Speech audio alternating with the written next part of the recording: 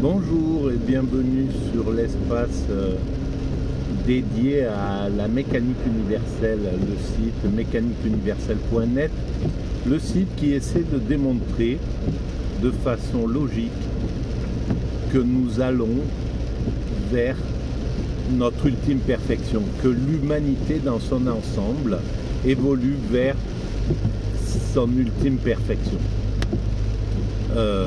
Donc vers la plénitude, vers la paix universelle, etc. Donc un monde qui est entièrement... Nous finirons par réaliser entièrement le monde, le faire, l'organiser de façon à ce qu'il soit totalement écologique, à ce qu'il n'y ait plus rien à faire sur cette planète au niveau de la construction, et donc nous aurons simplement à profiter de l'existence, à jouir de la vie dans un monde où tout sera, où tout appartiendra à l'ensemble humain. Tout sera patrimoine universel. Les hommes ne seront plus des loups pour l'homme. L'homme aura réussi à rendre chaque être humain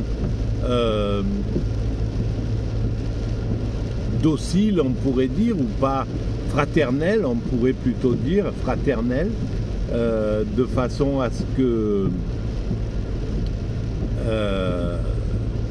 il soit tout le monde sera bienveillant envers tout le monde, mais c'est pas une utopie, c'est quelque chose d'absolument réalisable. Déjà, s'il n'y a plus de possession, si on n'est plus dans une organisation de vie où les choses nous appartiennent, si les choses appartiennent à l'ensemble humain, c'est-à-dire que on peut se promener voilà, sur toute la planète, on trouve partout le gîte, le couvert, de quoi dormir, de quoi être installé, etc.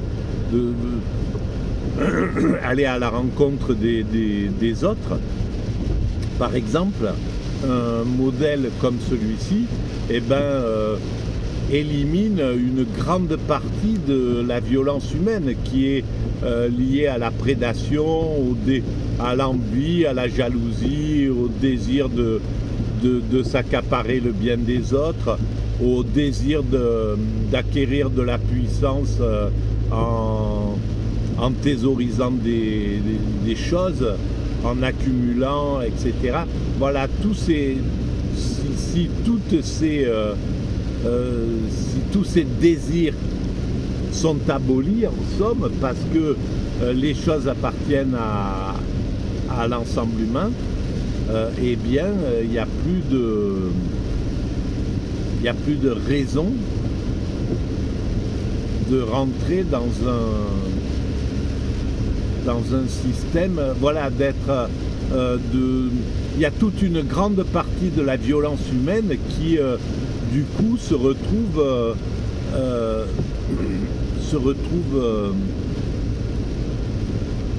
éliminée, en somme.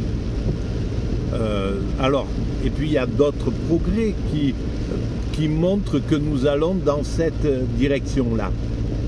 Le fait de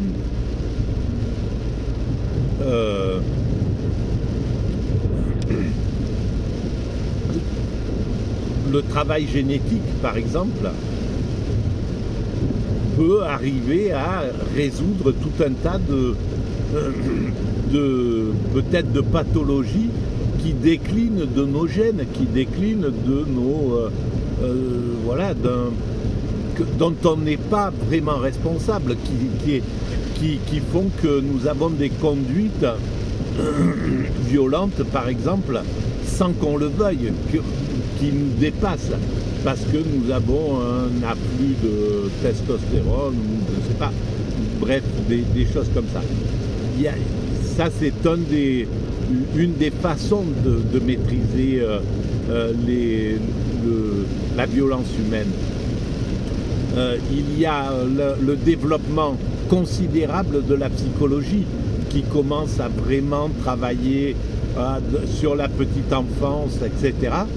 Et qui, on imagine cette évolution dans 200 ans au point où elle en sera. C'est clair que dans 200 ans,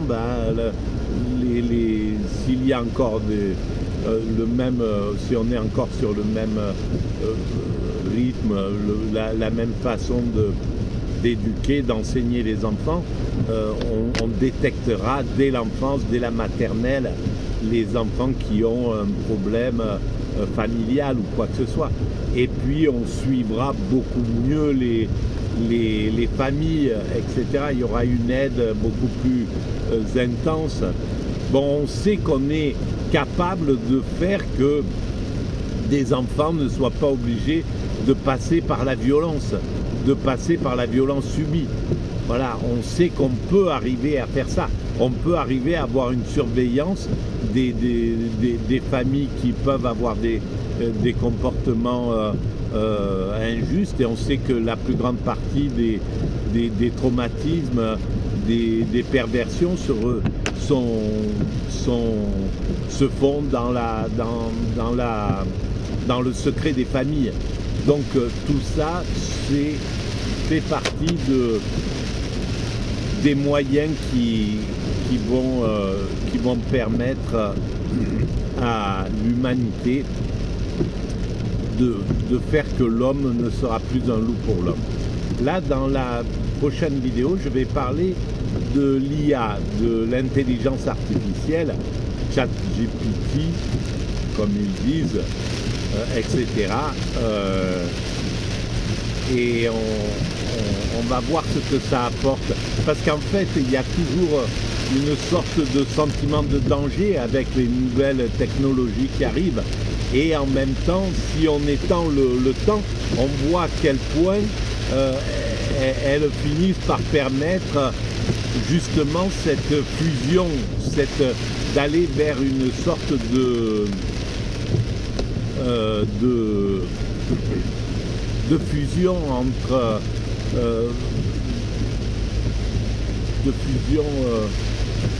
universelle, quoi, d'aller vers l'universalité. Voilà.